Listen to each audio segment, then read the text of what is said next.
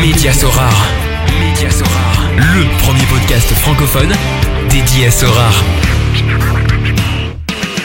Salut, c'est Mehdi, Magic Mehdi sur Sorare. Je vous souhaite la bienvenue dans cette nouvelle édition du podcast Média Sorare, déjà le 20e épisode qui vient clôturer cette saison. Média Sorare, c'est un site qui partage des articles d'actualité, des analyses, des astuces, ainsi qu'un service d'accompagnement personnalisé pour ceux qui désirent se lancer ou s'améliorer dans le jeu. Lors de la précédente édition, j'ai pu accueillir Leandro, alias Charcot, maître de l'achat-revente et qui est venu nous partager son aventure incroyable sur Sorare avec une galerie valorisée à 100 000 € avec seulement un dépôt de 180 € il y a un peu plus d'un an. Et pour cette nouvelle émission, j'ai le plaisir d'accueillir Vincent, alias Super Colvert, animateur sur Skyrock, joueur assez débutant et fan de vélo. Salut Vincent. Hello Mehdi et bonjour à tous les auditeurs, tous les fidèles du podcast. Un vrai plaisir, un vrai kiff d'être ton invité. Ah bah écoute, le plaisir vraiment est partagé. Écoute, c'est le 20e épisode aujourd'hui et pour moi c'est vraiment un honneur d'avoir un animateur pro radio. Donc tu vas en parler un peu plus tard, mais Skyrock comme invité, c'est juste magnifique. Et en plus, tu sais quoi, on m'a souvent dit ouais Mehdi, tes invités ils sont super, c'est bien diversifié, mais t'as pas beaucoup, ça touche pas trop les débutants dans le jeu. Et bon, je vais pas te dire, c'est pas péjoratif, hein, mais tu es assez débutant dans le jeu, ta connaissance du foot, tu me corrigeras après, n'est pas non plus énorme, et donc c'est bien de te faire d'une pierre deux coups, et je suis vraiment super content de t'avoir aujourd'hui pendant une petite heure, et j'espère qu'on va bien la passer ensemble. Eh ben oui, non, mais totalement. Hein, t'as raison d'appuyer là-dessus. J'ai écouté tes 19 épisodes précédents en entier. Je pense que j'ai peut-être un angle, une approche du jeu qui est un petit peu différente voilà, ayant moins de temps à y consacrer. Forcément, j'ai peut-être une approche du jeu qui est un petit peu plus simple, mais c'est pas pour autant que j'ai pas envie qu'elle soit efficace. Donc on va parler de tout ça, mais oui, je suis entièrement d'accord avec toi. Ah bah écoute. Pour nos auditeurs, peux-tu te présenter, Vincent? Ah écoute, j'ai 45 ans, bientôt 46 la semaine prochaine. Donc je suis animateur radio sur une radio qui s'appelle Skyrock, où je fais des émissions en national le week-end, le samedi matin, le dimanche soir. Là, on est en plein été. Je fais aussi les best-of d'un animateur qui s'appelle D-Fool, qui est bien connu. Donc on essaye d'avoir des émissions marrantes et on le fait quand il est en vacances. Donc voilà. Donc là en ce moment, je suis tous les matins à l'antenne du lundi au samedi entre 6h et 9h. Ouais, et pour la petite parenthèse, à la mi-juin, il y avait une rencontre Sorare où on s'était trouvé à Paris un jour de canicule, et tu m'avais gentiment invité à visiter les locaux. Franchement, après j'ai envoyé les photos à mes enfants, je te jure, ça a fait ça. Ça a donné un sacré résultat. Il dit waouh, mon père, mon daron, il est dans les studios Skyrock. Vraiment merci encore pour ça, et c'était vraiment une super expérience. Donc 45 ans, bientôt 46, on a un an d'écart. Ça fait combien de temps que tu es animateur radio? Depuis que j'ai 17 ans. C'est un métier que j'ai voulu faire dès que j'avais 10-12 ans en fait. J'ai su que ça serait ça et pas autre chose. J'ai commencé sur une petite radio associative. J'ai rencontré D-Fool m'a embauché quand il était à Fun Radio à l'époque avec le doc, une émission qui s'appelait Loving Fun. Il m'a embauché comme standardiste. Puis après, j'ai suivi le mouvement à Skyrock. J'ai fait voilà du local, du régional, du national. J'ai fait un petit peu toutes les tranches. Et donc voilà, ça fait 24 ans maintenant que je suis à Skyrock. Ah ouais, vraiment fidèle. T'as jamais été démarché à gauche à droite. Bon après, je poserai une question qui a été posée sur le fil Twitter concernant une radio concurrente, mais non, t'es fidèle et content et de rester chez Skyrock. Ah bah c'est une magnifique aventure. Hein. On part autour d'un mouvement donc qui s'appelle le rap. Et si on se remet en condition au milieu des années 90, 96, 97, il y a pas grand chose. Hein. Il y a quelques artistes qui commencent à percer. Le mouvement est vraiment embryonnaire et tous nos concurrents nous expliquent qu'on va se casser la gueule, qu'on n'y arrivera pas. Et au final, on fait une radio qui est totalement atypique, qui est impossible à reproduire dans aucun pays dans le monde. Et et l'aventure est belle. Et moi, j'ai pas du tout l'impression que ça fait 24 ans. J'ai l'impression que ça fait peut-être 3 ou 4 ans qu'on y est. En fait, le temps passe à une vitesse, les saisons passent à une vitesse monumentale. Ouais, c'est que tu prends vraiment du plaisir. Bon, on reste encore un peu en dehors de Sorare, mais c'était, je sais plus, ton plus beau souvenir en tant qu'animateur radio sur Skyrock. Je suis curieux. Écoute, quand tu es venu à mi-juin rencontrer tous les gars de Sorare, c'était sympa. Non, la crise de 2011 a été quand même un moment très très fort. Pour résumer en quelques mots, l'actionnaire principal, l'actionnaire majoritaire de l'époque avait décidé de débaucher notre président, directeur général et fondateur de Skyrock, Pierre Bélanger, et avec les auditeurs, avec les artistes, avec aussi des politiques à l'époque, on a fait bloc pendant 11 jours à la radio. Et en principe, tu fais pas reculer le capitalisme. Quand il avance sur toi, tu plies et tu laisses ta place. Et donc voilà. Et pendant 11 jours, on a été un petit peu muré dans la radio. Il s'est passé des trucs de malade. Et au final, il y a une solution qui a été trouvée. Et Pierre est resté. On continue de faire la radio qu'on fait aujourd'hui. Et bon, si on n'avait pas fait ça, ça aurait été mort et enterré. Il y aurait autre chose à la place de Skyrock. Ah bah écoute, super histoire et belle leçon en tout cas. Tes passions dans la vie, à part évidemment la radio, je présume. Le sport. En tant que pratiquant, je fais de la course à pied à un petit niveau, amateur, mais je cours 4 fois par semaine. Je fais un petit peu de compétition. C'est ce qui me vide un petit peu la tête. J'ai fait 3 fois le marathon de Paris, l'ultra trail de Paris aussi, 80 bornes que j'ai fait au mois de mars. Donc voilà, ça c'est côté compétition, côté pratique. Et puis sinon, le sport que je suis le plus en un, c'est le cyclisme, qui est une vraie passion et qui est aussi bizarrement, qui vont être surpris, mais qui a un rapport avec mon arrivée sur Sorar il y a quelques mois. Et donc je suis un gros fan de vélo et de sport en général, c'est-à-dire une émission comme Intérieur Sport, comment ça se fait, comment ça se construit, le mental des athlètes, leur vie, tout ça, c'est réellement quelque chose qui me passionne. Et le foot aussi ou pas trop? Alors, Si, le foot, j'ai une grosse culture foot, je suis un gros supporter du PSG, on va dire années 80, 90, 2000. J'ai joué au foot pendant 12 ans, j'ai été gardien de but. Donc j'ai vraiment, je pense, une bonne culture des années 80, 90, 2000. Je m'y suis un petit peu détourné, un petit peu moins reconnu ces dernières années, un petit peu à l'image de ce qui se passe au Paris Saint-Germain, où en gros je m'amusais plus quand c'était colonie capitale et qu'on avait Luis Fernandez comme entraîneur. Je préfère un 8e de finale avec Luis Fernandez tout éclaté qu'une demi-finale ou une finale avec je me reconnais plus trop dans les valeurs du club, donc je me suis un petit peu j'aime bien encore le Paris Saint-Germain, mais je suis beaucoup moins supporter qu'à une époque, mais il y a encore 10-15 ans, j'étais un grand fada du Paris Saint-Germain. Donc nostalgique de la période, pas multi-milliardaire quoi. Ouais, Canal+, pour moi c'est la meilleure période. Rai, Fernandez, Bernard Lama, Fernandez il était entraîneur, mais Bernard Lama, et puis il y avait une proximité avec les joueurs. Je suis né à Saint-Germain-en-Laye, juste à côté du camp des Loges. Voilà, j'ai grandi à côté. Il y avait une vraie proximité, une vraie simplicité avec les joueurs. Moi j'étais ado, on allait les voir, on allait aux entraînements. Enfin bon, voilà, ça fait un peu vieux con, mais le rapport était plus sain, c'était pas le même. Il me semble qu'il y avait un petit peu plus de valeur à l'époque. Je m'y reconnaissais plus. Ok. Et donc runner, tu dis amateur, mais 4 fois par semaine, c'est quand même l'entraînement assez intensif. Et c'est ce qui explique que tu es si bien taillé pour ton âge et un physique de grimpeur aussi, non? Quand je te vois très léger là, à mon avis dans les côtes, tu dois être pas mal, non? Ouais, ça dépend. Après, on trouve toujours plus fort et moins fort, mais c'est clair. Oui, quand il y a du dénivelé, j'aime bien. Bon, on va attaquer Sorar. Alors. Allez. Tu t'es inscrit le 10 décembre 2021. Explique-moi tout. Comment est-ce que tu as découvert ce jeu?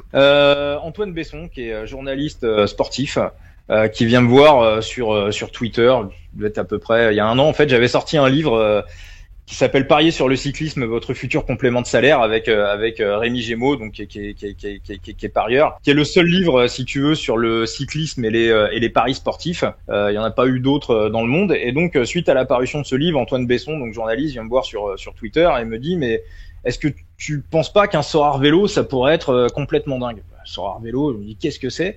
Et Sorar, je savais pas ce que c'était. Et Lionel, que tu connais bien, vient me voir quelques jours après et me pose exactement la même question. Donc là, je me suis dit, il faut peut-être que je m'intéresse à la chose. Et c'est à partir de là où j'ai commencé à regarder un petit peu ce qu'était Sorar. Ok. Et donc tu es très familier. Je pense que tu as écrit un livre dessus, très familier du milieu des paris sportifs alors. Ouais, totalement. Ouais, j'ai un petit peu, j'ai pas mal joué joué au poker à une époque. Bon, ça prend beaucoup de temps, donc j'ai un petit peu mis de côté, mais ouais, c'est surtout au niveau du sport que je connais le mieux, donc qui est le cyclisme. J'axe véritablement toute ma bankroll, toutes mes mises autour de ça. Donc ouais, depuis quelques années, je suis là-dedans. Et donc comment ça s'est passé? Donc tu t'es intéressé, ils t'ont parlé, est-ce que tu ferais pas un Sorare vélo? Donc toi tu t'es rattaché au premier mot, c'est quoi déjà Sorare? Explique-moi ton parcours de découverte du jeu. Alors, en fait, si tu veux, moi je me suis dit, je me suis intéressé aussi à Nicolas Julia, un petit peu à l'univers de Sorare. J'ai vu qu'ils ambitionnaient sur les années qui viennent, sur la décennie qui vient,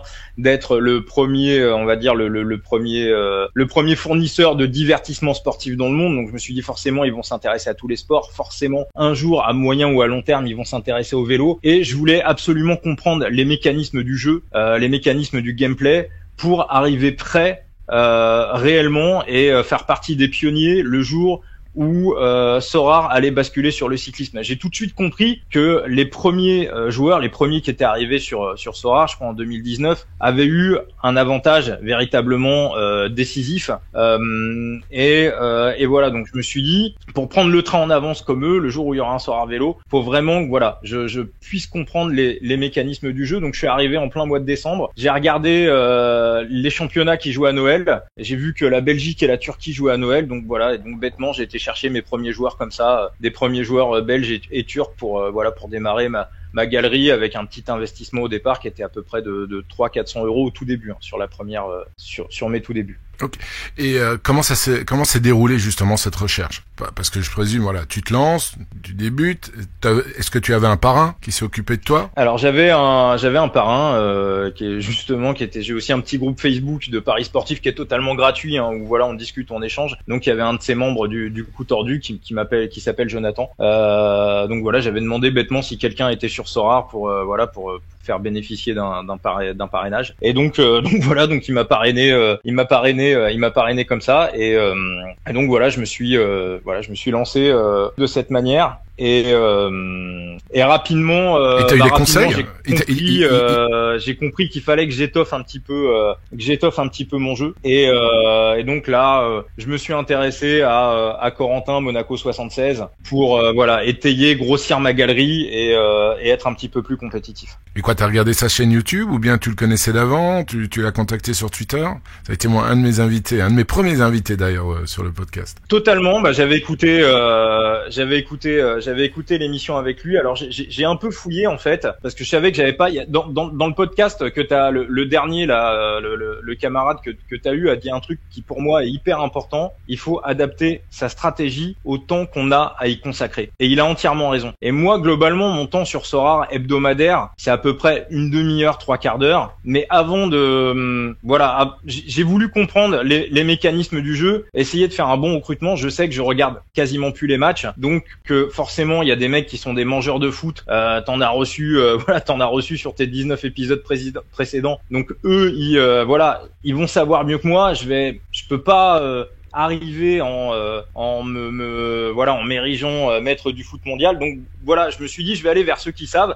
Donc j'ai un petit peu fouillé sur le net, j'ai un petit peu fouillé sur YouTube, j'ai vu quelques youtubeurs et donc je suis tombé sur Corentin, donc Monaco 76, et quand il a fallu réinvestir un petit peu d'argent pour grossir ma galerie, je me suis entièrement appuyé sur ses avis, sur ce qu'ils pensent, et là tout de suite j'ai eu des résultats, et là on était à peu près au mois de mars. Ok, super. Donc t'as vraiment commencé sérieusement donc en mars, quoi. Voilà, totalement, on va dire de mars à quasiment là jusqu'à la fin de la saison, j'ai été chercher. Alors pour certains ça prêtera à amusement, mais moi je suis déjà très content. J'ai été chercher 6 ou 7 rewards, dont une T1 et des T3, et puis mine de rien les petites T3, je me rends compte qu'au final ça peut servir, ça peut compenser, ça peut combler des trous dans des équipes, et puis des fois on récupère des petits joueurs qui sur le papier valent pas grand chose, et puis finalement qui font leur match, qui font leur score, et qui aident aussi un petit peu à progresser dans le jeu.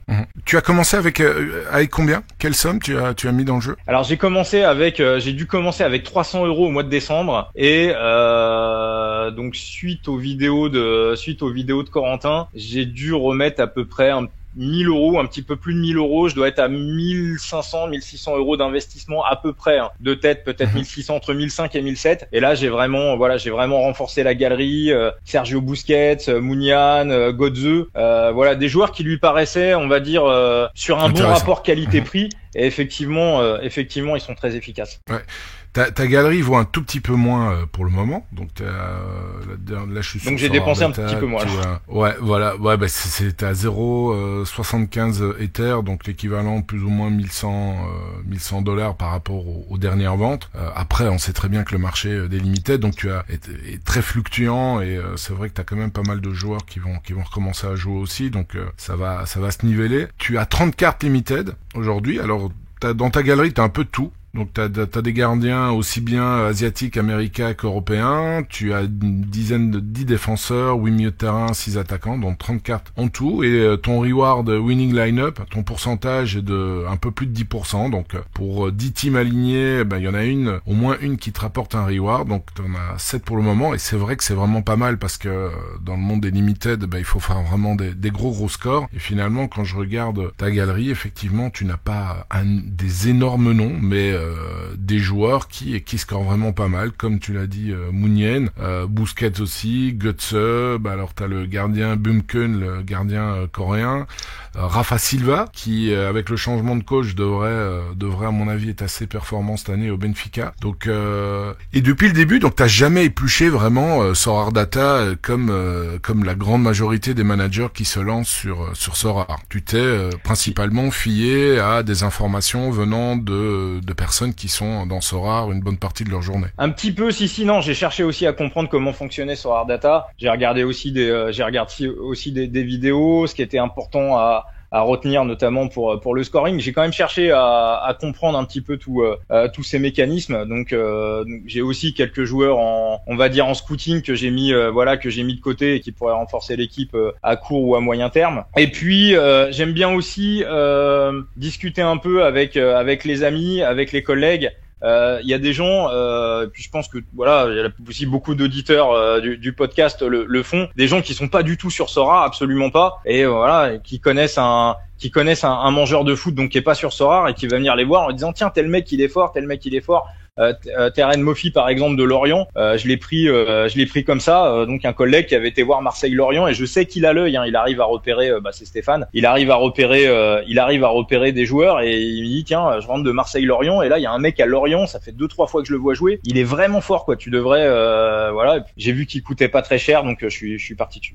Et donc là jusqu'à présent, donc comme tu l'as dit, t'as juste en fait tu consacres du temps à juste construire tes équipes pour les Game Week en fait. Totalement. Je fais quasiment pas d'achat-revente. Même des fois, on vient me voir et on me propose des choses. La plupart du temps, je refuse. Donc, je pense que l'achat-vente est peut-être un système qui prend un petit peu plus de temps. Alors, je dis pas que je vais pas m'y consacrer à un moment donné, ou dans ma galerie, si certains joueurs ont un gros transfert ou une grosse value, je vais pas revendre. Je pense notamment à Ludovic Blas, qui pourrait peut-être se retrouver dans un gros club au niveau du mercato, qui est aussi dans ma galerie. Je crois qu'il a doublé de prix depuis que je l'ai acheté. Donc voilà, c'est pas forcément, là tout de suite, c'est pas l'objectif premier. C'est vraiment essayer d'être compétitif sur les gameplays, essayer d'aller croquer le plus de rewards possible, faire le plus de compètes possible et d'essayer de faire boule de neige. Ouais, d'engranger de l'expérience. Donc c'est ça ton objectif là à moyen terme, ouais, te perfectionner au niveau de tous les rouages de Sorare en préparation du fameux jour où tu espères voir le vélo. Totalement.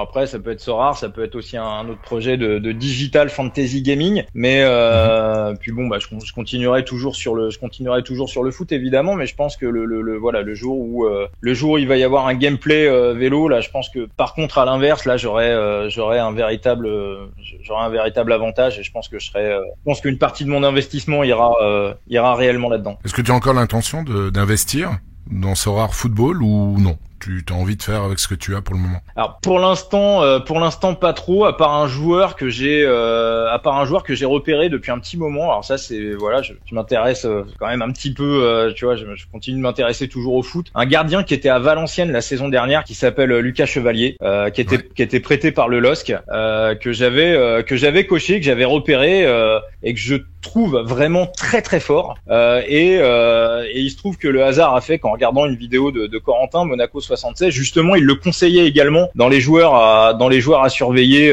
dans l'avenir, sachant qu'il n'avait pas de carte limited à ce moment-là. Là, il a réintégré l'effectif du LOSC. Alors apparemment, il va être plutôt remplaçant parce que le nouvel entraîneur donc voudrait une défense. Il est portugais, le gardien est portugais, donc plutôt Léo Jardim, plutôt une défense qui parle portugais, donc ça serait un petit peu compliqué pour notre ami Chevalier d'avoir sa place de titulaire. Mais lui je l'ai coché. Dès que la carte limited va sortir, j'espère qu'elle sera à un prix abordable et là je vais y aller. Ouais, donc une petite exception. Donc, et comment est-ce que tu construis en fait tes line-up? Est-ce que tu vas aussi te renseigner comment est-ce que ça se passe? Alors j'ai un truc que j'ai gardé du vélo pour les paris sportifs que je reproduis sur Sorare. Chaque fois que j'ai un joueur, soit que j'ai acheté ou que j'ai gagné en reward, systématiquement je le suis sur les réseaux sociaux et particulièrement sur Instagram. Et en fait sur Instagram, pour un sportif, notamment dans les stories, on arrive à avoir énormément d'informations. Alors pour le cyclisme, on va sur Strava pour voir si le mec s'est entraîné. Bon, voilà, on sait à peu près comment ça se passe. Pour un footballeur, on peut voir s'il était pas à l'entraînement. Voilà, ou sur son Instagram ou sur l'Instagram de son club. Tiens, il est pas à l'entraînement, c'est bizarre. Il y a peut-être un petit problème. Si on le voit à l'entraînement et qu'il publie rien, c'est peut-être que l'entraîneur lui a dit qu'il était pas titulaire ou on arrive à voir quand même. Je pense que les sportifs, ils sont comme nous, c'est-à-dire quand on est content, qu'on va bien, on a plutôt tendance à aller publier des choses sur les réseaux sociaux. Et voilà, quand on a des petits soucis, des petites galères dans la vie, la plupart du temps, 90% des gens, on a plutôt tendance à se renfermer sur soi-même et à pas forcément communiquer. Donc donc j'arrive à trouver plein de petites informations comme ça en suivant les réseaux sociaux et parfois ça m'a même souvent évité d'aligner des joueurs qui en fait n'allaient pas être titulaires alors que les informations étaient pas forcément sorties sur Twitter ou elles étaient compliquées à trouver. Donc et puis ça me donne aussi une indication sur le mental du joueur. Donc ça c'est la première chose. Et la deuxième chose que je fais aussi pour préparer mes line-up, alors des trucs très très simples, je privilégie les joueurs qui jouent à domicile et après je regarde sur les sites de paris si le joueur joue à domicile et que son équipe elle est plutôt cotée autour de 1,50, je sais que l'équipe est favorite et qu'en général il va avoir un adversaire assez faible en face. Donc c'est tout le monde le sait, tout le monde l'a compris, c'est mieux pour scorer. C'est très intéressant ce que tu dis. Parce que il y a pas mal de managers et en plus je crois pas que ça a déjà été annoncé par un de mes invités sur le podcast, mais je connais des managers effectivement qui vont chercher leurs infos sur Instagram, mais principalement pour voir s'ils étaient à l'entraînement ou pas, parce que ça donne pas mal d'indications. Moi j'y suis pas, mais c'est vrai que ça prend aussi pas mal de temps. Mais ce qui est vraiment très intéressant, c'est l'aspect psychologique. Et je pense vraiment que tu as tout à fait raison en disant si un joueur n'est pas bien psychologiquement, s'il a pas la patate, il risque de pas poster ou de poster plutôt des stories qui amènent à la réflexion. Je pense que c'est une très très bonne manière d'entrevoir et de prévoir des line-up en se basant sur cet aspect-là. C'est assez atypique, mais c'est tout à fait bien réfléchi, je trouve. Et donc tu regardes pas sur Sorare Data par exemple, parce que là t'as le line-up builder, là je sais pas si ça te dit quelque chose, mais où tu peux regarder aussi, t'as aussi les cotations sur les sites de paris où tu peux voir qui est favori ou pas. Oui, non, ça, non, je regarde qui est favori, non, sur les sites de paris. Après le scoring des joueurs, je vais m'y intéresser si je fais un petit peu de scouting, si je cherche un joueur, je regarde. Alors généralement, comme je te dis, la plupart du temps sur mes derniers recrutements, en gros, c'est des joueurs qui sont conseillés par Monaco 76. La plupart du temps sur ces vidéos YouTube, ils donnent le scoring global des mecs, donc j'ai pas trop de temps à passer sur Sorare Data. En fait, j'essaye vraiment d'avoir un truc le plus simple possible. J'essaye d'allier simplicité et efficacité, si tu veux, pour faire un petit peu un parallèle en 2 secondes, un petit peu pour ceux qui connaissent le poker. Souvent, les joueurs de poker, ils sont forts après le flop, turn, river. C'est là où ils arrivent à exploiter des joueurs un petit peu plus faibles. Et pour exploiter un joueur professionnel, il faut être fort pré-flop, en fait. Souvent, ils sont un petit peu ennuyés quand ils tombent, entre guillemets, sur des joueurs qui jouent leurs jetons pré-flop. Une méthode assez simple. Et c'est un petit peu, si je fais un parallèle avec Sorare, c'est un petit peu ma méthode, c'est essayer vraiment de simplifier le plus possible les choses. Et forcément, je suis moins dans le détail que les GOAT du jeu mais bon, voilà, c'est pas non plus, je pense, inefficace. Non, et puis surtout, tu prends du plaisir et ça te permet de continuer, d'évoluer à ton rythme par rapport au temps. Et c'est vrai ce que tu disais au début, c'était Charcot qui avait dit, et ça a été même dit à plusieurs reprises lors des émissions et un peu sur tous les réseaux sociaux, c'est qu'il faut vraiment adapter sa stratégie à ses connaissances, au temps qu'on peut y passer, à ses points forts, et c'est tout à fait pertinent comme position. Est-ce que toi tu regardes des matchs depuis que tu es sur Sorare ou non, ça a pas vraiment changé depuis que tu es dans le jeu par rapport à la période où tu ne connaissais pas Sorare? Alors j'ai un petit peu décroché des matchs. Déjà, comme je suis énormément le cyclisme, déjà regarder une étape, j'essaye de rien rater, de regarder le maximum, parce que si tu sur le vélo, si tu suis que les 10, 15 ou 20 derniers kilomètres, t'es mort. Tu vas prendre aucun avantage sur les bookmakers. Donc le vélo, c'est déjà une grosse, on va dire, c'est déjà beaucoup de temps, c'est plus long qu'un match de foot. Donc voilà, donc par contre voilà, j'essaye voilà, je suis l'actualité, les résultats, je sais à peu près ce qui se passe, j'écoute voilà les avis des gens qui connaissent. Il m'arrive d'écouter des émissions ou des podcasts avec des débriefs de matchs. Voilà, donc tout ça, je plus aller m'attarder là-dessus plutôt que sur le match en lui-même, plutôt que de chercher à savoir moi-même, je vais plutôt aller écouter ceux qui savent en fait. Ok, c'est tout à ton honneur. Si tu devais changer certaines choses par rapport à tes débuts, est-ce qu'il y a des choses que tu voudrais mettre en avant, que tu aurais voulu faire différemment, si tu devais recommencer comme débutant aujourd'hui? Si je devais recommencer, j'aurais fait d'entrée ce que j'ai fait dès le mois de mars, c'est-à-dire que j'aurais tout de suite mis mon investissement d'un coup, et puis j'aurais essayé de construire une équipe solide d'entrée de jeu, parce que je me suis rendu compte que voilà, j'avais perdu sur mes objectifs à moi, qui étaient à savoir d'être compétitif sur les game week. J'ai vu que j'avais perdu quand même un petit peu de temps, et que mon investissement des débuts, les premiers joueurs que j'ai récupérés, finalement c'était pas forcément des bonnes affaires au niveau qualité-prix. Je dirais que c'est un petit peu c'est un petit peu le début, mes 2 premiers mois, c'est un petit peu ce qui me plombe ma galerie en fait. Comme tu es assez familier du monde des paris sportifs, je voulais avoir ton avis justement par rapport au parallèle ou non parallèle qui est souvent fait entre Sorare et les paris sportifs. Donc il y a eu toutes des polémiques et des avis qui partent dans tous les sens suite à l'annonce.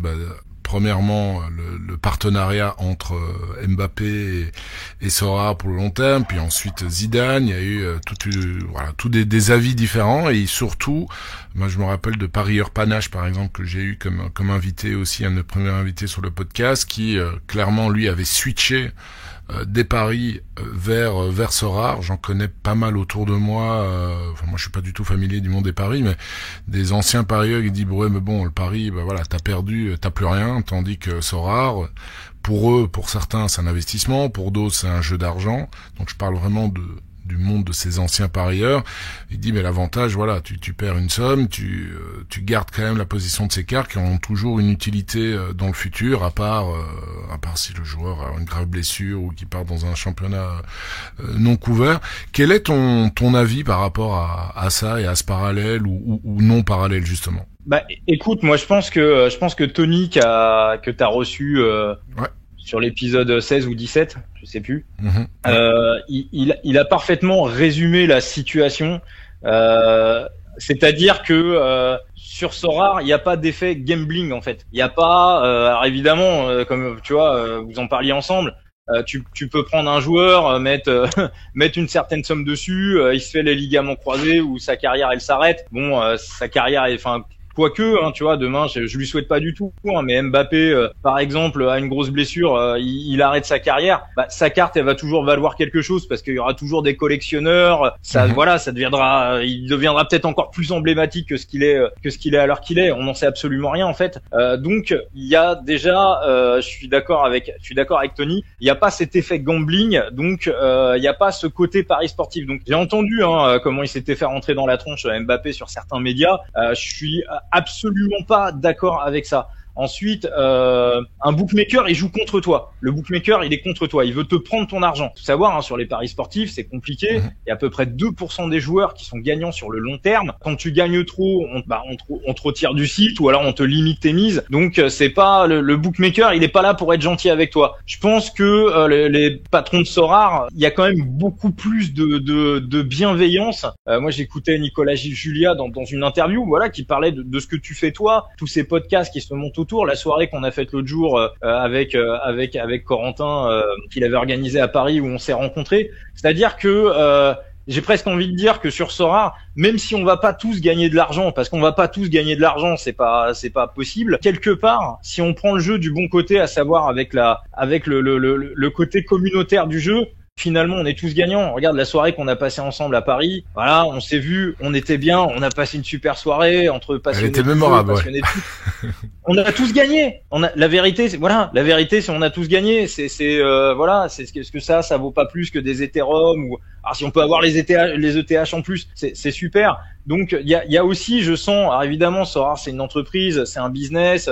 Ils ont envie d'y arriver, mais c'est normal, ils sont là pour ça. Mais ils font pas ça contre les joueurs, ils font ça avec les joueurs. En tout cas, moi, c'est ce que je ressens. Je pense que c'est 98% des gens qui nous écoutent, c'est aussi de cette manière-là qu'ils le ressentent. Donc les critiques contre Mbappé, j'ai pas trop suivi les critiques contre Zidane, c'était peut-être les mêmes, mais les critiques contre Mbappé, c'est juste, je pense, de la part de gens qui ne savent pas du tout, qui ne connaissent pas Sorare. Voilà, pour moi c'est mon avis. Ouais, je pense que t'as très bien résumé tout ça. Franchement, j'ai pas grand chose à ajouter. Il y a le côté fun et puis surtout depuis que Sorare a développé le free-to-play, donc les personnes qui peuvent vraiment jouer gratuitement et gagner plus de cartes qu'il y a quelques semaines, on rentre tout à fait dans ce côté fun et voilà, et c'est tout. Et franchement, t'as super bien résumé le fait de se voir, de faire des compétitions, d'aller boire un verre, de se faire un nouveau cercle d'amis autour et grâce à ce jeu communautaire, c'est juste super. Voilà. Bon, Vincent, merci pour ton partage d'expérience sur Sorare Football. Et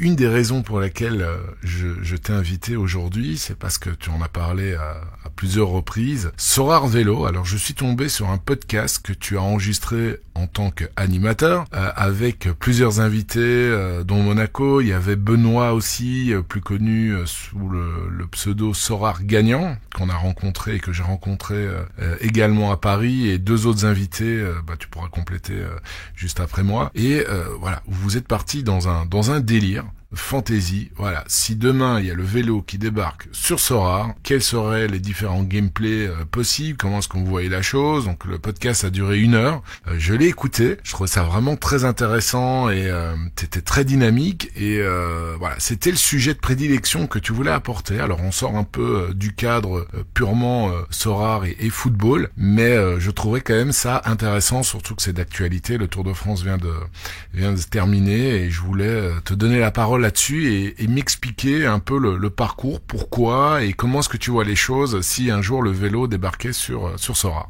Ouais, pour ceux qui sont intéressés, donc voilà, l'épisode est disponible, il s'appelle Sorare Vélo sur toutes les plateformes de streaming, donc ça s'appelle le gameplay du futur, épisode 0. Donc effectivement, il y avait Benoît, donc qui est aussi, t'en parlais tout à l'heure, ces fameux joueurs qui basculent des paris sportifs à Sorare, sachant que Benoît a été un illustre gagnant dans les paris sportifs. Il a écrit plusieurs bouquins là-dessus. On a essayé quand même de faire un parallèle un petit peu avec le foot, c'est-à-dire ce qu'on connaît sur le foot, à savoir sur le mode de scoring, sur la valeur des joueurs. Là, on sort du Tour de France. Je pense que Wout van Aert, on pourrait lui donner la valeur de Kylian Mbappé, tu vois, par exemple. Je suis d'accord. C'est des sujets qu'on a abordés, c'est-à-dire voilà, c'est un GOAT, c'est un type, tu sais que s'il est sur le vélo, il va aller te mettre un score, mais sur n'importe quel terrain. Donc voilà, il y a toute une communauté, de fans de vélo, de cyclisme qui connaissent un petit peu Sorare. Il y avait notamment Latib aussi qui était invité du podcast, qui connaît Sorare, qui n'est pas sur Sorare parce que le foot c'est pas son truc, mais par contre en revanche une sorte de digital fantasy gaming autour du vélo. Il l'a dit, voilà, il foncerait, il serait entièrement dedans. Alors comment on verrait ça? Je pense pense que le plus compliqué, à mon avis, pour Sora ou pour toute personne qui voudrait se lancer dans ce type de projet, à mon avis, le plus long, plus que le gameplay, à mon avis, c'est les licences avec les équipes. J'ai cru comprendre aussi qu'au niveau du cyclisme, c'est un petit peu différent. C'est un petit peu différent par rapport au foot, où à savoir qu'au foot, on gère directement avec les clubs, avec les fédérations, qui reversent ensuite un petit peu d'argent, un peu d'argent des cartes aux joueurs qui touchent directement quelque chose sur les cartes qu'on achète. En cyclisme, certains cyclistes ont des droits d'image, ont des contrats particuliers, tous n'ont pas les mêmes contrats, donc je crois que c'est un petit peu plus une usine à gaz et un petit peu plus long à ce niveau-là, mais franchement ça va être génial. On va regarder comme on peut regarder les matchs de foot de manière différente depuis qu'à Sora, on aura les courses de vélo d'une manière totalement différente, et on sait que ça va arriver un jour, on en est sûr. Pourquoi ? C'est ton petit doigt qui te le dit, ou t'as quelques infos qui pointent vers cette conclusion ? T'as reçu un certain Paul il y a quelques temps dans ton émission. Oui. Et tu lui as posé la question en fin d'émission sur les sports qu'il aimerait développer, et j'ai entendu le mot cyclisme. Et il est arrivé en deuxième ou troisième dans les sports qu'il voulait développer. Il a dit, je crois que c'est un gros fan de vélo, donc forcément. Ouais. Et puis si Nicolas Julia veut être la première plateforme de divertissement sportif mondial. Le Tour de France, c'est après les Jeux Olympiques, c'est l'événement le plus regardé dans le monde. On peut pas passer à côté, pas possible. Après la Coupe du Monde de foot, évidemment. Après la Coupe du Monde, c'est ce que j'allais dire. Je me posais la question. Comment est-ce que tu vois, parce que je connais pas vraiment je connais même pas du tout le monde du vélo, à part que je regarde quelques classiques et quelques étapes. Mais est-ce qu'il existe un jeu de fantasy autour du cyclisme aujourd'hui ? Il y a des jeux de fantasy qui existent. Alors je t'avoue que je suis pas dessus.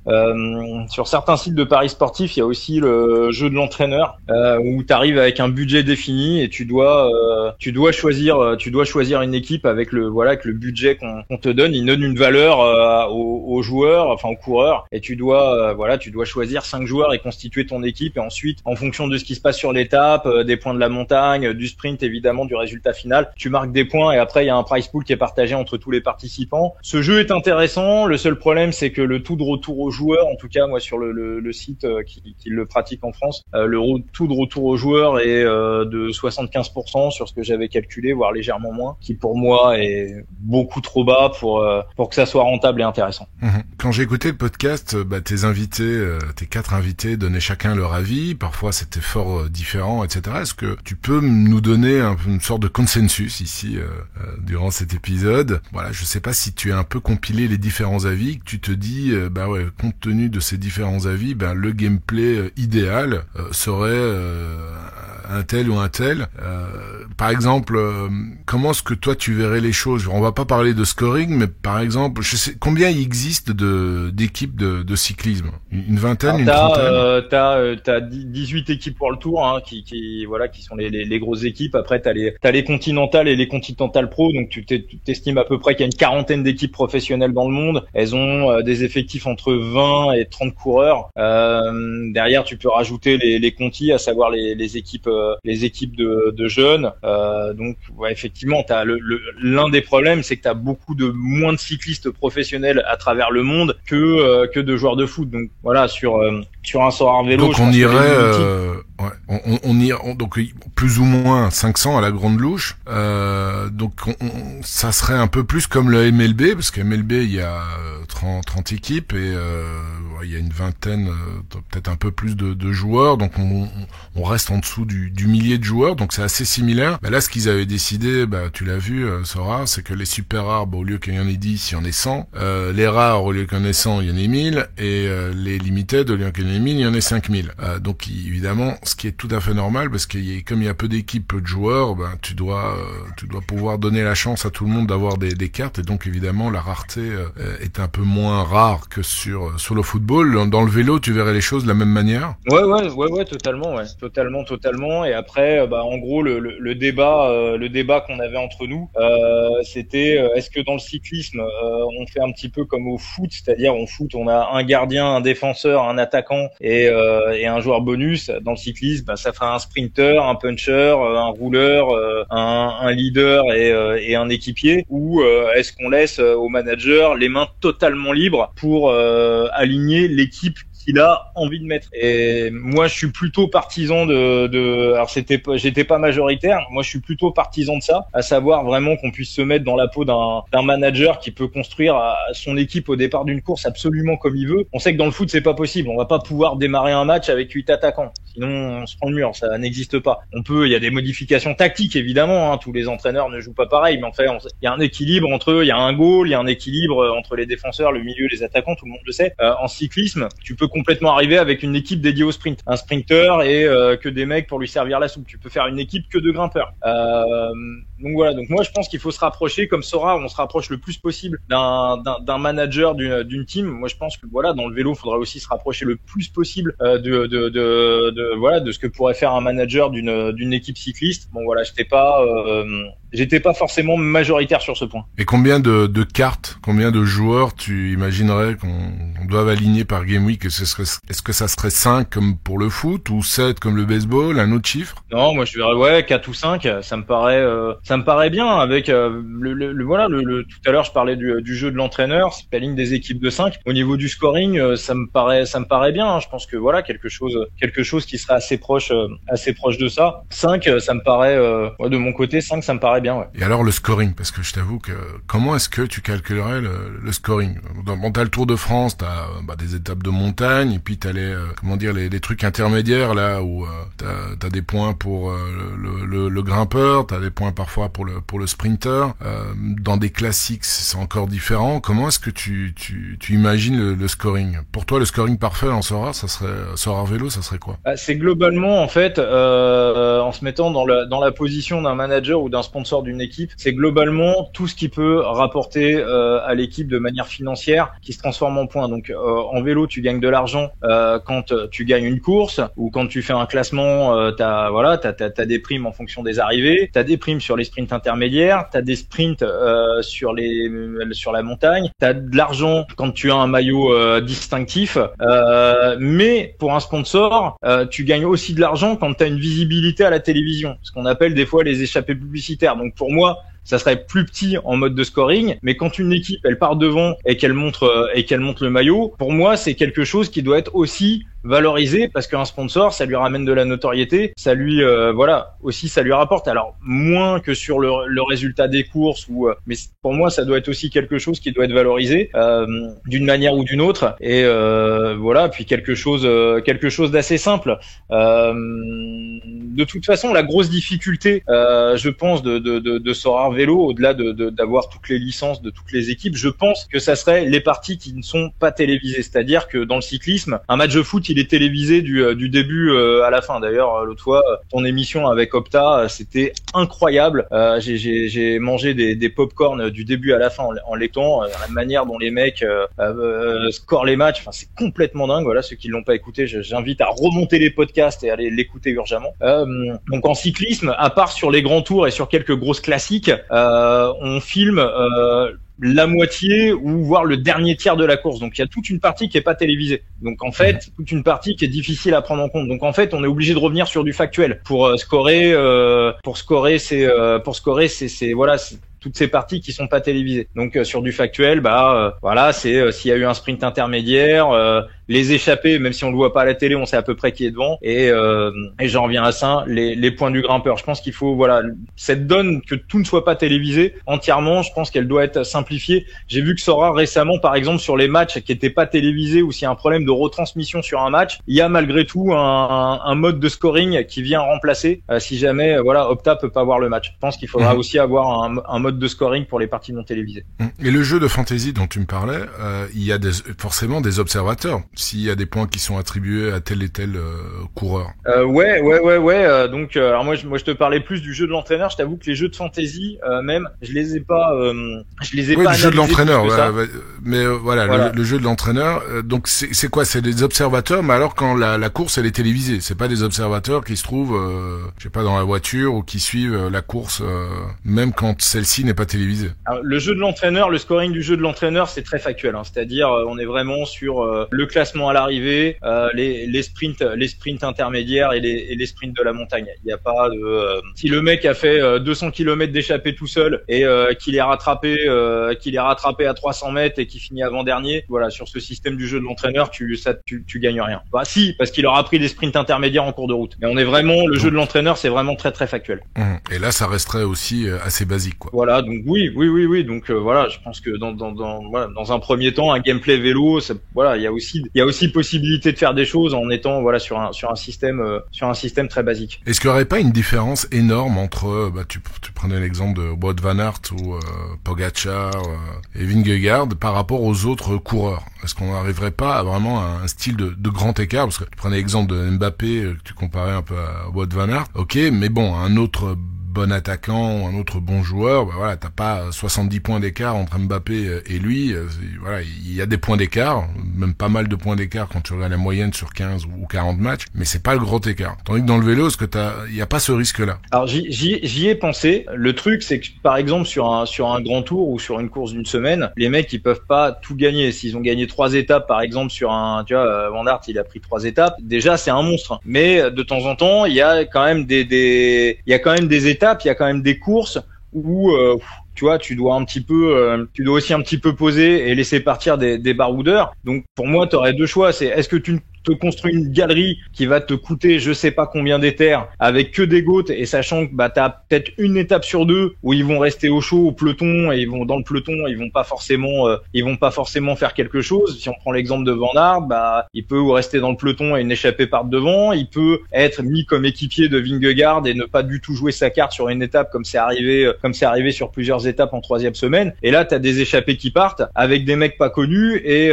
finalement si t'as Hugo Hull dans ta galerie qui a gagné une étape sur le Tour de France, peut-être qu'il aurait, je sais rien, il aurait peut-être son prix, ça aurait peut-être été 2 ou 3 euros ou pas grand chose. Et il gagne une étape, donc tu gagnes une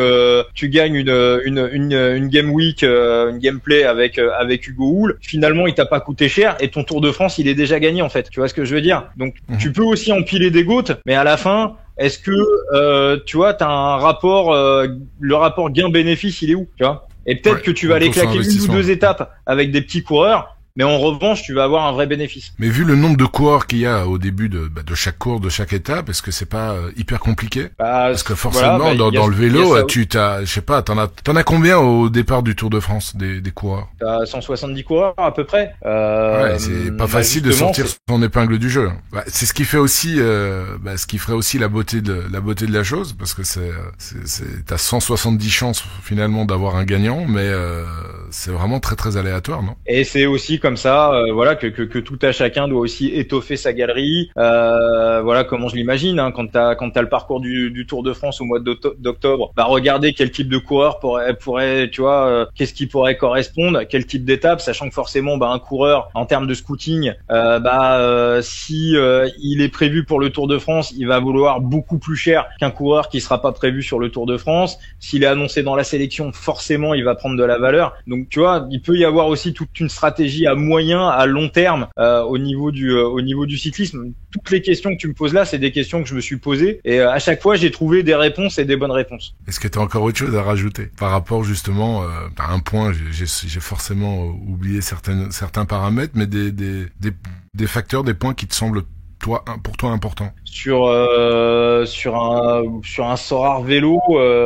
Qu'est-ce qui me semblerait important aussi, ça serait d'avoir les espoirs, ça serait d'avoir les types justement qu'on voit pas encore courir, avoir la possibilité un petit peu comme on a dans le foot, on peut aller piocher des U16, des U17, des U18, des types qui sont dans les équipes réserves, qui ont des contrats professionnels, on sait qu'ils vont pas jouer avant 2 ou 3 ans et on les prend parce qu'on estime que c'est des pépites, des petites graines qui vont pousser. On le fait tous sur Sorare. Avoir aussi cette possibilité là dans le cyclisme d'aller piocher dans les contis et chez les U23, les U21, des types qu'on peut pas utiliser tout de suite en en gameplay et voilà, en espérant qu'ils prennent de la valeur.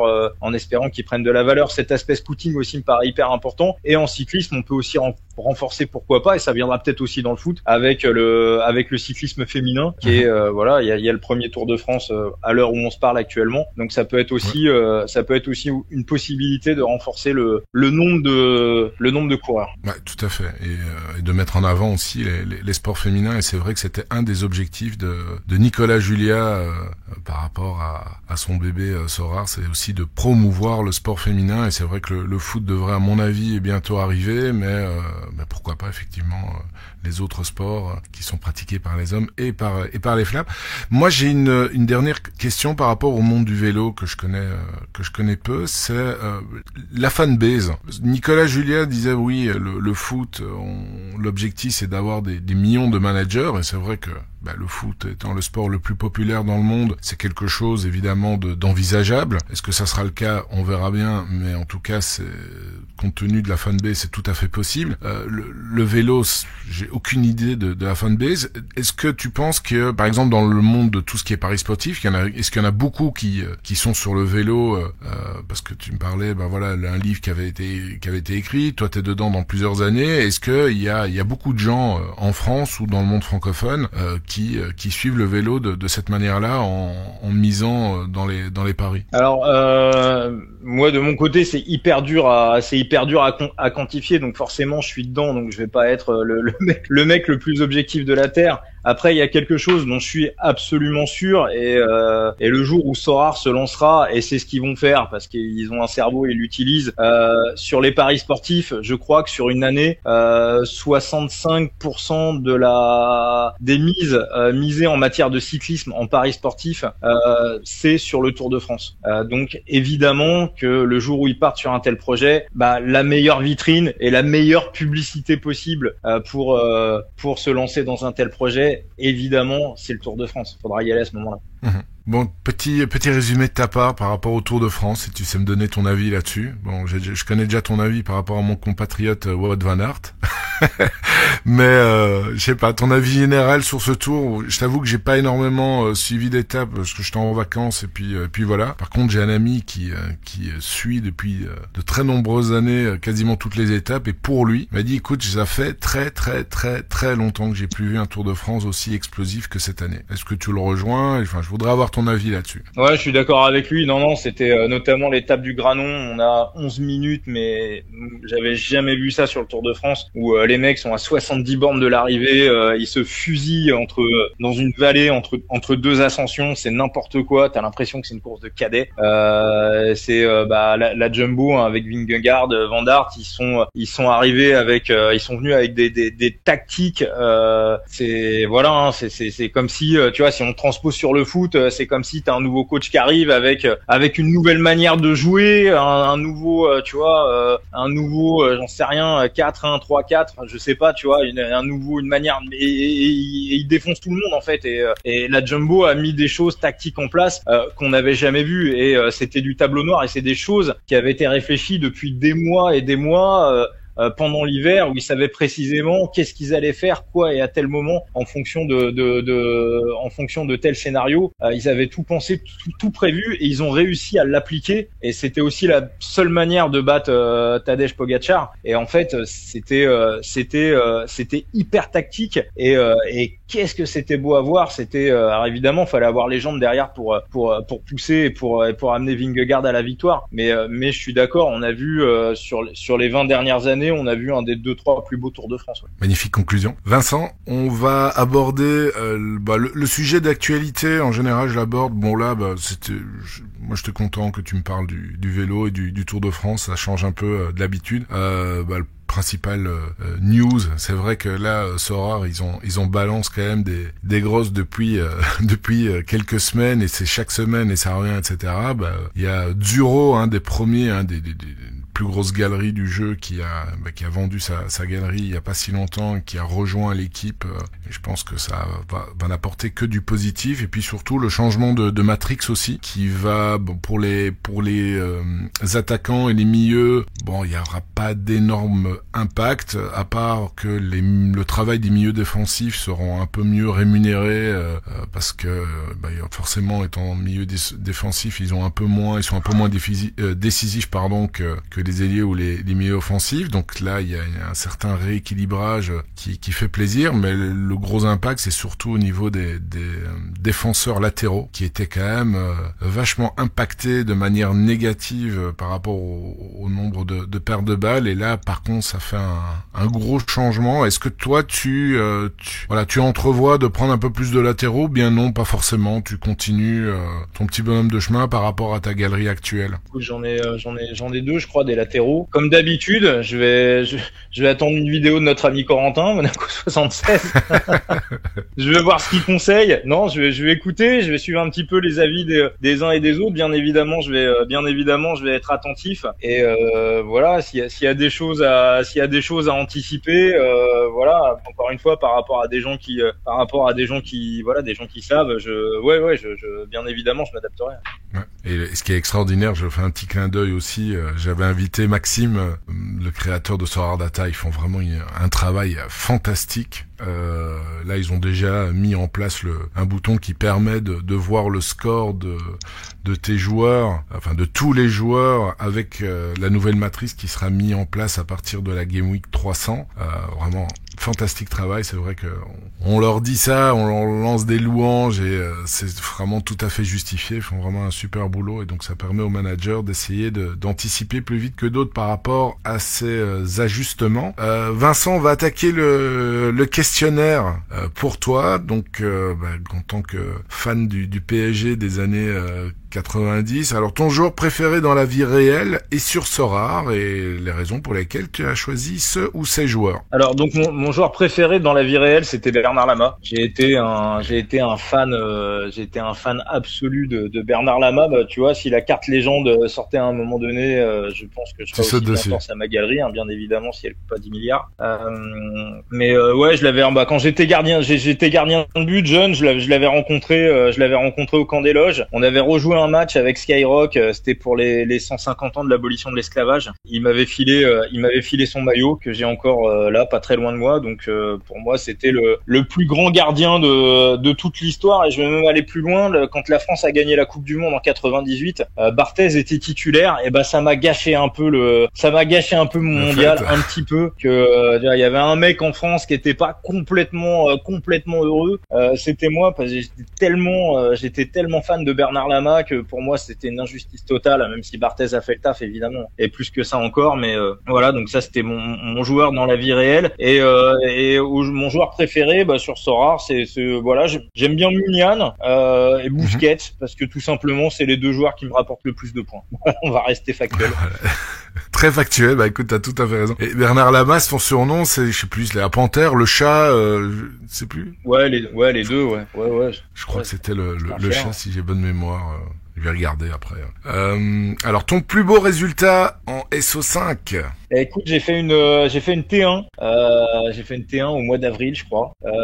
382 points, 383 points. J'étais content. Et t'avais pris qui comme reward? J'ai eu un gardien autrichien qui s'appelle Tino Casali, qui joue dans une équipe autrichienne qui a joué le maintien jusqu'au dernier moment. Alors même quand j'avais dit la reward à Corentin, il m'avait dit ils abusent un peu. Et finalement, ce petit gardien, il fait le taf. Il est pas si mauvais que ça en scoring. Toujours intéressant d'avoir un gardien en plus. Et son équipe était archi dernière du championnat autrichien. Et quand je le récupère, il reste, je crois, 3 matchs ou 4 matchs de play-off. Je me dis ils sont condamnés, c'est mort, c'est fini. Et ils se sont maintenus, mais in extremis et en gagnant les 2 derniers matchs. Et finalement, donc voilà, donc je vais pouvoir l'aligner sur. D'ailleurs, le championnat autrichien reprend là. Donc je vais pouvoir l'aligner, l'utiliser pour cette nouvelle saison et finalement j'en suis très content. Ah, le gardien de Altac. C'est vrai qu'ils étaient Exactement. derniers après le premier tour et ils sont revenus. Ouais, c'est assez fou. Bah écoute, tant mieux pour toi. Et j'ai vérifié, c'est bien le chat, c'était bien le chat, le surnom de Bernard Lama. Alors ton plus gros coup de poisse. Alors mon plus gros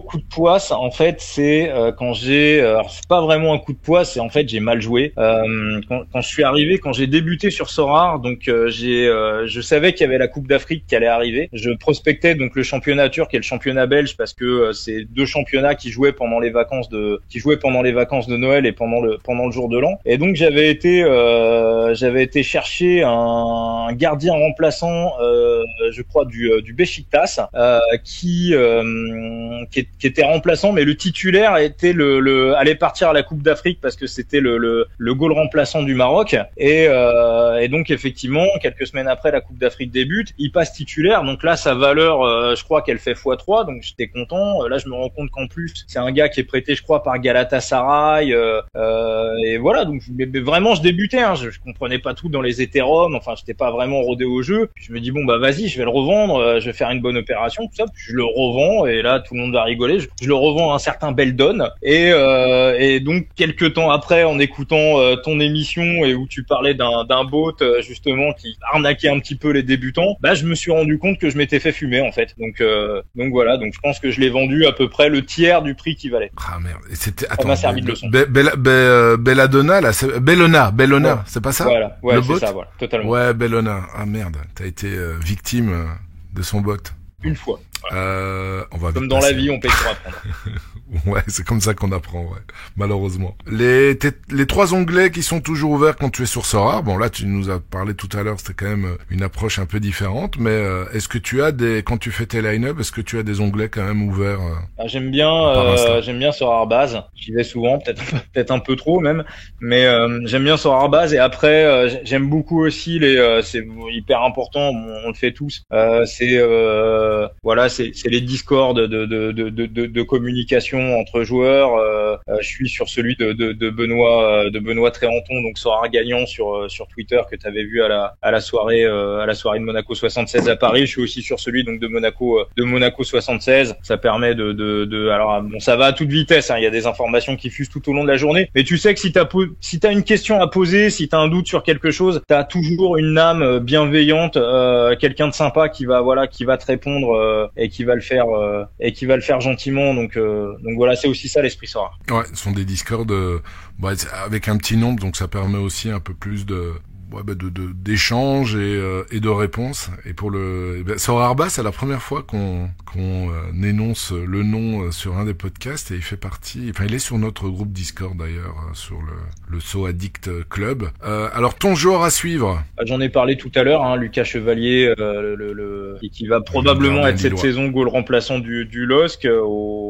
Je pense qu'ils font une erreur et qu'ils devraient lui laisser sa chance comme titulaire. Je pense que ce garçon, c'est le futur Hugo Lloris. Il était d'ailleurs je le suis depuis, il était 3e gardien au LOSC avant d'aller à Valenciennes. C'était un petit peu le petit protégé de Mike Maignan. Ils sont toujours en contact. Alors c'est que de la Ligue 2, hein. Il a joué à Valenciennes l'année dernière. Il me fait un petit peu penser à Coupet quand Coupet arrivait à Lyon. Coupet arrivait de Saint-Étienne qui était en 2e division à ce moment-là. Et tout de suite, il était rentré en cours de saison à Lyon et tout de suite, ça l'avait fait, ça avait matché. Il a progressé très rapidement et j'ai une conviction ultime sur ce gardien que ça va être un immense gardien français. Ok. T'es pas le seul à partager cet avis-là. J'ai déjà pas mal échangé avec des managers, dont des qui sont fans du LOSC, et ils me parlent beaucoup de lui. Je regarde, il y a une carte en vente là, rare, mais elle a à 2 éthers carrément, donc on va patienter en espérant que ces cartes sortent. Mais c'est vrai que si cette année, comme tu dis, on l'annonçait même titulaire, il devait être remplaçant, il y a certainement sa carte qui va sortir en limited en rare. Écoute, on arrive à la fin du podcast. J'ai encore juste les questions des auditeurs. Alors Alors j'ai Lortoni, t'en as parlé tout à l'heure, qui était mon invité, le financier, le banquier sur Sorare. Alors il te pose comme question: penses-tu pouvoir créer une compétition Sorare avec les autres animateurs de Skyrock, Romano, Samy, Diffoul, et qu'on puisse suivre ça en fil rouge de la radio libre toute la saison? Budget 200 € chacun peut-être. Alors c'est une super question. Écoute, j'ai parlé pour l'instant à Skyrock, je suis le seul peut-être je suis le seul sur Sorare, en tout cas sur l'équipe antenne. Je sais que dans les étages il y a d'autres gens qui s'y intéressent. Les étages, c'est là les gens qui sont pas à l'antenne en fait. Et donc j'en ai parlé à Samy il y a quelques semaines. Donc pour ceux qui le connaissent pas, Samy, c'est un immense supporter de Marseille. Il représente la voix marseillaise à Skyrock et dans la radio libre de Diffoul, et c'est un fada, un inconditionnel total de l'Olympique de Marseille. Et c'est aussi un gros mangeur de foot. Et pour moi, Sorare, c'est ce que je lui ai dit, c'est le profil type du joueur de Sorare, du mec qui prendrait son pied sur Sorare. Et on en connaît tous des mecs comme ça qui sont des gros mangeurs de foot. Et il m'a répondu, il m'a dit laisse tomber, si je commence à m'y mettre, en fait il a peur de tomber dans une sorte d'addiction, d'avoir un truc qui va lui prendre beaucoup de temps. Et je pense qu'on en connaît tous, on a tous autour de nous des mecs qui s'y connaissent, qui touchent vraiment leur bille en foot et qui ne sont pas encore sur Sorare, mais nous on sait à leur place que le jour où ils vont être sur Sorare, parce qu'ils vont y venir, et il va y venir peut-être dans 6 mois, dans 1 an, 2 ans, 5 ans, je sais pas, mais on en connaît tous, et ils y sont pas encore, et voilà. Et je pense que c'est tout le entre guillemets tout le public que Sorare doit conquérir, tous les managers qui vont rejoindre Sorare dans les mois et dans les années qui viennent, et c'est là qu'on voit qu'il y a encore énormément de chemin à faire. Mais c'est vrai, comme tu dis, on en connaît tous, moi j'en connais aussi, on connaît aussi. Mais là c'est un peu le même avis que Samy. Il dit non, moi si je débarque là-dedans, c'est fini, il y a ma vie qui va changer, j'ai peur de passer un temps plus que considérable dans le jeu, et donc c'est plus par précaution. Ils disent non, moi je vais pas me lancer là-dedans, ou sinon ma vie va complètement basculer, changer. Comme c'est le cas d'ailleurs de beaucoup de managers et de créateurs de contenu, beaucoup qui ont arrêté de bosser leur activité pour se lancer à 100% dans Sorare. Donc voilà, c'est vrai. C'est un risque à prendre en compte. Et puis il y a une petite question piège de Radit 13. Pour rassembler passion travail, est-ce que tu aimerais bosser pour une radio sport comme RMC? En espérant qu'il y ait Alors déjà passion travail, je concilie déjà, parce que je fais aussi, tout à l'heure je parlais des émissions que je fais en national, mais je m'occupe aussi du décrochage régional de Skyrock dans le nord de la France, donc à savoir principalement sur la zone de Lille et Lens. Et tout au long de la saison, on a des partenariats avec le LOSC et le Racing Club de Lens, où on offre des places pour tous les matchs, et on suit aussi les matchs avec les auditeurs. Alors forcément d'une manière un peu plus divertissante et moins journalistique que ce que peut faire RMC ou des radios généralistes, mais c'est aussi une manière d'allier les deux, c'est-à-dire on parle pas mal de foot à l'antenne, c'est quelque chose qu'on suit à Skyrock. Maintenant pour sa question précise sur RMC, alors pas RMC en général, mais l'after foot de Bribois et Riolo et le RMC Poker Show, c'est à peu près les deux seules émissions de radio hors Skyrock, sur des radios concurrentes que j'ai plaisir à écouter assez régulièrement en podcast. D'ailleurs Fred de Planet Rap était l'invité de l'émission de poker d'RMC il y a quelques semaines, donc c'est pas vraiment des concurrents. Après ce qu'on vit à Skyrock, j'en parlais un petit peu en début d'émission, toute cette aventure qui a démarré il y a 25 ans, je l'échangerais pour rien au monde. Et je pense que Skyrock, après on peut pas, tu vois, on sait pas de quoi demain est fait, mais je pense que Skyrock ça sera ma dernière radio. Je me vois pas ailleurs. C'est ouais, t'es bien où t'es, et on pense toujours que l'herbe est plus verte qu'ailleurs, mais c'est rarement le cas. Ouais, et puis t'as vu les studios, t'as t'as ressenti l'ambiance, tu vois. Pourtant t'es venu quelques minutes. On voit qu'on n'est pas dans une entreprise en fait. On a des boss, on a des boss incroyables qui nous foutent une paire royale tout au long de l'année. La pression des sondages, on se la met nous-mêmes, mais ils nous la mettent pas. La pression des résultats. Donc voilà, on peut vraiment travailler.